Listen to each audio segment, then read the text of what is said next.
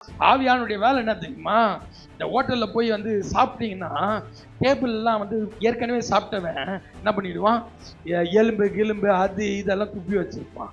அது ஒரு ஆள் வந்து என்ன பண்ணுவாருன்னா அந்த டேபிளை தொலைப்பாரு பார்த்தீங்களா, அதுதான் ஆவியானவர். ஹல்லேலூயா. ஆவியானவர் என்ன பண்றாரு, நம்ம கர்த்தருடைய சமூகத்துக்கு வரும்போது நம்ம கிட்ட வர்றாரு. என்னன்னா நம்ம தூக்கின எலும்பு, நம்ம போட்ட கச்சடா, நம்ம போட்ட இதுவு எல்லாம் அங்க கச்சடாவா இருக்குது.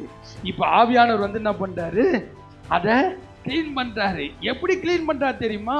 இந்த கையில ஒரு துணி வந்து வச்சிருப்பாங்க பாருங்க, துணியை வச்சு சறுக்கு சறுக்குன்னு தண்ணி அடிச்சுட்டு இப்படி தொலைப்பான் பாருங்க. அந்த மாதிரி ஆவியானவர் இயேசு கிறிஸ்துடைய ரத்தத்தோட வந்துட்டார். ஹல்லேலூயா, பிரைஸ் தி லார்ட். அந்த ரத்தத்தினால நம்மளை கழுவுறாரு. ஆமென். இன்னைக்கு திருவிருந்து பாருங்க, அதுக்கு அடையாளமா இருக்கிறது இந்த ரத்தம்.